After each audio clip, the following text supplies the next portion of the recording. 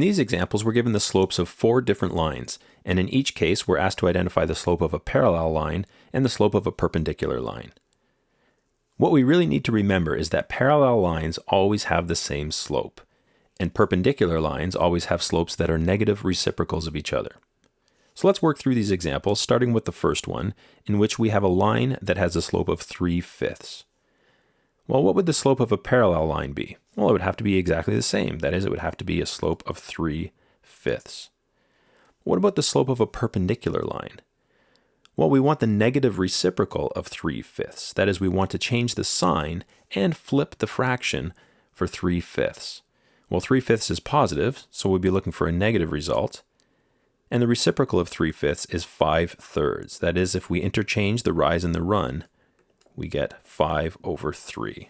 So the slope of the perpendicular line is negative 5/3. What about the next one? We have a line that has a slope of -8.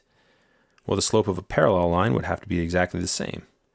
Now, what about a perpendicular line in this case? Well, we know we want the negative reciprocal of -8.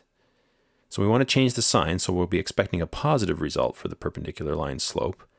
But what's the reciprocal of 8? Well, don't forget that 8 can be thought of as a fraction if we write it as 8/1. And when we flip that fraction, we get 1/8. So we want positive 1/8. And that gives us the slope of a perpendicular line to a line that has a slope of -8. Moving on, we have a line that has a slope of -1/4. So a parallel line would also have a slope of -1/4. Now for a perpendicular line, we'd want the negative reciprocal of -1/4. So we'll be getting a positive result here, and we'll have 4/1. Now keep in mind 4/1 means 4 divided by 1, so we could just write this as 4. Okay, and the last one, we have a line that has a slope of 0. What is the slope of a parallel line? Well, no big deal there. It would be exactly the same.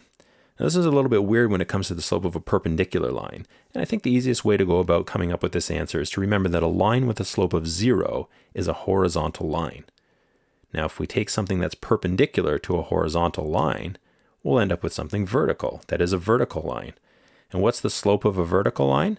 Well, we say that it's undefined. So we can just write undefined. And that's it. So always remember, parallel lines have the same slope, and perpendicular lines have slopes that are negative reciprocals of each other.